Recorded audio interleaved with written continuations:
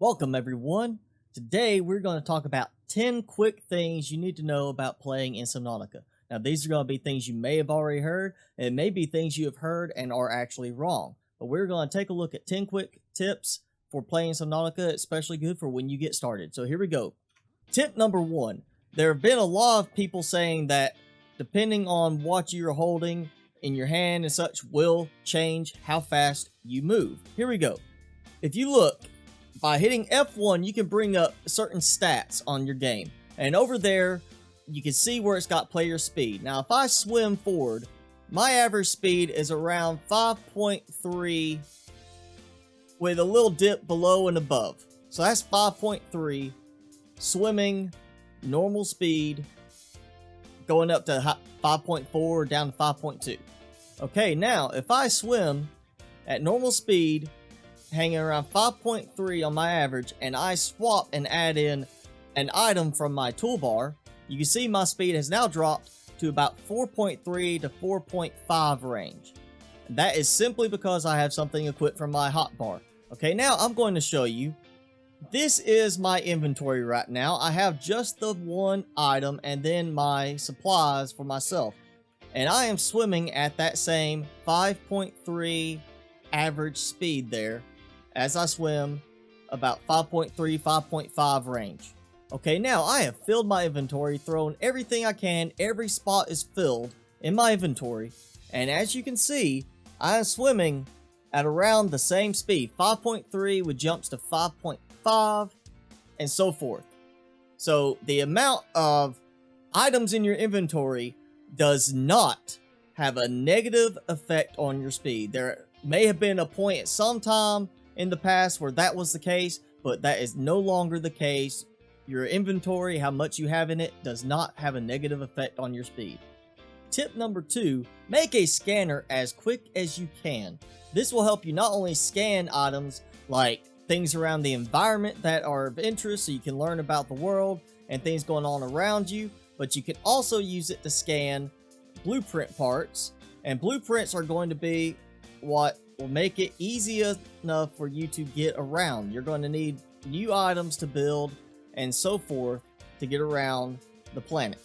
Tip number 3, after you get the scanner, start looking around the safe shallows for Seaglide fragments so that you can make the Seaglide. This ignores how much, any kind of speed degradation around the area. It gives you much better speed, and as you can see, my speed now is hovering around 12 for how fast I'm going. Tip number 4, in the early game, your power for your base is going to be solar panels. Now, these work great as far as a source of power for the beginning. You can place them all around parts of your base. The one problem is, because they're solar panels, you get no power production at night. That means at night, you want to make sure you don't use your fabricator to drain all your power.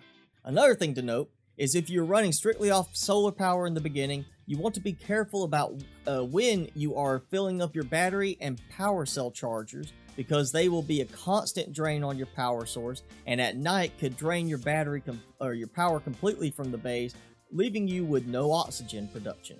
And that would be a very bad thing in survival mode in the beginning. Bonus tip, in the beginning you will start in a life pod which has its own fabricator. Even after you build a base, if you build your base close to the life pod, you can continue to come back and use the fabricator here to balance out your power consumption, because it will recharge its own power cells during the night as well with the life pod.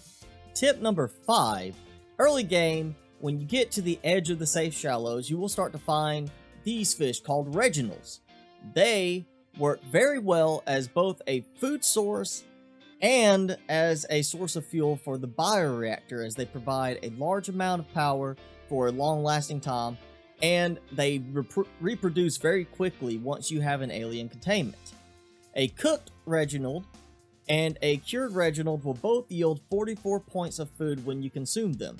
In the early game, you will find bladderfish swimming around in the safe shallows. These fish you need to stockpile. Bladderfish are going to be one of the most useful resources in the beginning of the game, because you can cook them for food, cure them for food long term, and you can also use them to make filtered water. Tip number 7, caught fish can be stored long term, along with cured fish. Cured fish and caught fish will not degrade in their nutritional value. Only cooked fish will degrade, and they will degrade quickly, so you have to eat them right away. Once you unlock the modification station, you can actually make a thermoblade, which when you use it to kill a fish, it will actually let you cook the fish immediately and pick it up and eat it right away. Okay, as soon as you are able to, especially once you have the Seaglide, make your trip to the floating island towards the rear of the Aurora. Not only will you find old base wreckage here from a previous group that crashed on this planet, you will find within these 3 wreckages, there will be new blueprints you'll need, including the indoor grow bed. You'll also find numerous plants around here, one of those being my favorite, marble melons. Marble melons are my favorite food source for the game in survival because you can see it gives you not only plus 22 on food, which is pretty good, but plus 15 in water, which means you can get both your food and water consumption back at the same time. Not only that, but they are very easy to produce a lot of because each one you harvest with a knife produces 4 seeds, which means you can easily replant a large number of these in an indoor grow bed without issue. Okay, now in the early game, especially when you're around the kelp areas, you will find stalkers to be a little bit of a nuisance. However, if you're being chased by them, all you have to do is, if you have it, drop some metal salvage. They will instinctively chase after it like a dog chasing after a ball. Bonus is if you manage to get them to pick up the metal salvage, they sometimes will drop a stalker tooth when they are biting on it, and stalker teeth are useful strictly for enameled glass, but that can be something a little difficult to get at times. Once you have fixed all the radiation leaks in the Aurora and the irradiation gone, you want to use your rebreather instead of your radiation helmet. Once I have the rebreather equipped at lower depths, my oxygen level decreases much slower than it did with the normal radiation helmet.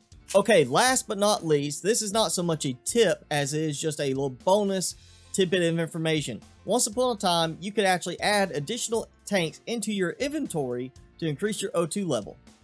Now, however, you see that's no longer the case. If I have a standard O2 tank equipped, I only get 75 oxygen, whereas even though I have the ultra high capacity tank inside my inventory, it's taking no effect. But once I actually equip it, I get 155 oxygen. So, extra tip there, just a correction, it used to be different, but now it's not that case anymore. Do not waste your resources or your inventory space carrying around multiple tanks. They will no longer give any more oxygen to you like they used to. Okay, well that's it for this quick tip video. I hope you enjoyed it. If you did, be sure to hit that like button, hit subscribe, and hit the notification bell. Keep up with all my content. Leave a comment below if there's something that helped you out, or if you have your own suggestion to add to the mix so people can see it. You follow me on Facebook and Twitter as well, and thanks for watching. See you guys in the next video.